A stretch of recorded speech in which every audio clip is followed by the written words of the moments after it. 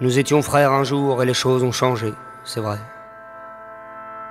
Il est parti, 18 mois à l'autre bout de la terre, éprouver son corps et sa tête dans les champs de bananes d'Océanie, où l'on se lève à l'aube, éprouver le reste, sur les plages asiatiques, où l'on goûte au bonheur de synthèse et aux espaces infinis que les eaux couvrent la nuit, où l'on se lève à l'aube.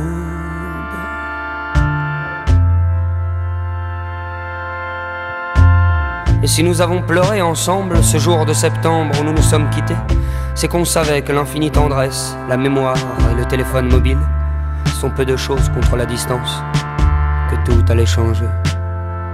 Il est parti, c'est qu'il se lève à l'aube. Ouais, faut bien s'arracher.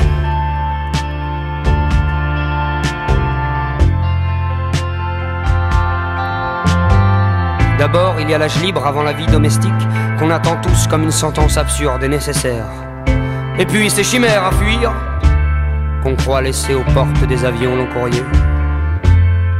Enfin, la peur de s'engraisser ici, que le confort nous abêtisse. Il est parti, c'est qu'il se lève à l'aube. C'est qu'il se lève à l'aube.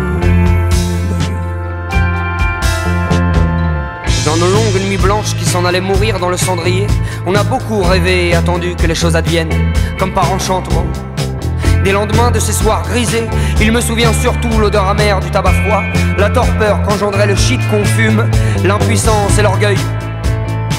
Il faut choisir, la vie est ailleurs. Voilà ce qu'on se disait. Il est parti, c'est qu'il se lève à l'aube. C'est qu'il se lève à l'aube.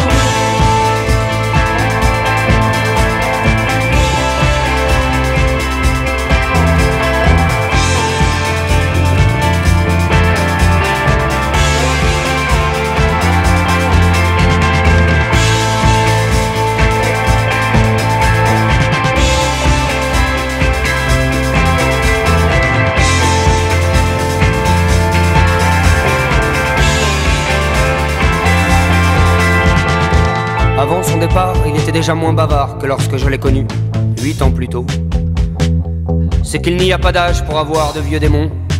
Les siens lui parlaient, je crois, de filiation et d'arbres généalogiques.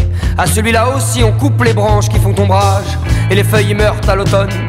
Alors, j'ai compris ces silences, et je les partageais. Je me suis aussi dit que j'étais moi-même sans doute moins fougueux, moins dispendieux qu'en notre prime adolescence. Lors on découvrait comme tout le monde le péril de toute véritable entreprise de séduction et la saveur des lèvres maladroites et conquises. On apprenait aussi par cœur les mystères âpres et charnus du con féminin qu'on touche d'abord avec les doigts.